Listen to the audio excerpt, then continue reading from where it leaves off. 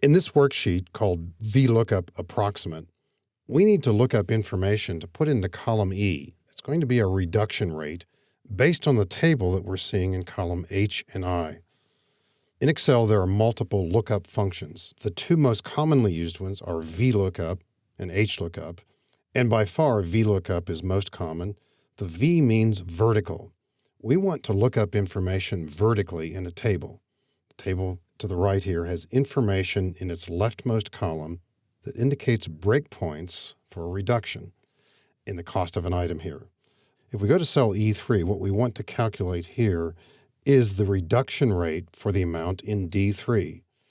And if we look at the table to the right, most of us would probably surmise that the number that we want to get here is 3%, because that value hasn't reached 1,500.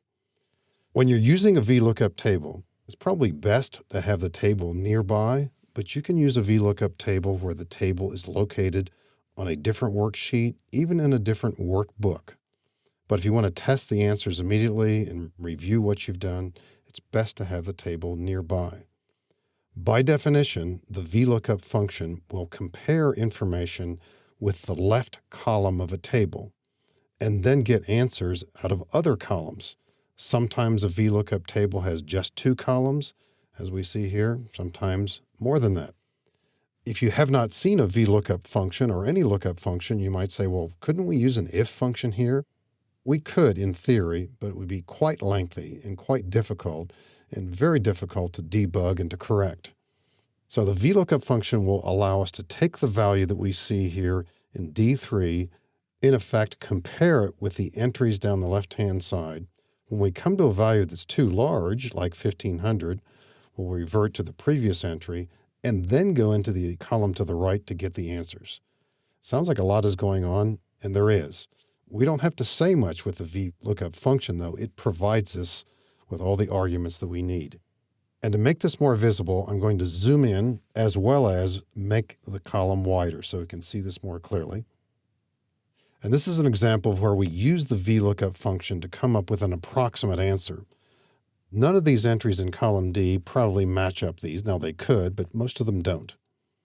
So we're not trying to match up this exactly with the data. We're trying to match them up with the breakpoints. So let's start with equal vLOOKUP. The vLOOKUP function has 3, sometimes 4 arguments. The first one is, where is the value that we're looking up? In this case, it's D3. You can type it or click on it, comma. Now we refer to where the table is located. And the table's over here, and we simply select these cells. And we'll show you a variation on how to do this as well. That's the location of the table, comma. Column index number we see displayed below this. Which column of the table has the answers? It's column 2. Now, literally, it's column I, but it's the second column of the table. And we're going to have our answer here as soon as we press enter. You might be thinking, do we have to put in that right parenthesis? Doesn't Excel require that? Excel does, but if you have only a single set, it'll do it for you. Press enter. There we are. 3%. This value has not reached 1,500. It isn't 4.5, but it has passed 1,000, so it's 3%. If we wish to copy this formula downward, let's take a look at it again. I'm going to double-click this to edit it. We do have a concern here because this table reference, if we don't make a change to it, will become H4 to I9, and then later H5 to I10, and so on. We want to make this reference absolute. We can do this by manually typing $signs or simply press the function key F4 to make that address absolute. We don't want it to change as we copy it down the column. Pressing enter here doesn't change that first entry, but now when we copy this downward, do it for just a few cells. Let's check out some of our answers here. Here's a 337. That didn't reach the 500 level, therefore there's no reduction at all. 2399, getting close to that 2500, but hasn't reached it. It has reached 2000, therefore it's 6%. Situations like this require that the data in the left column be in ascending order. If the data isn't, here and there you will get believable answers. Some of them might even be correct.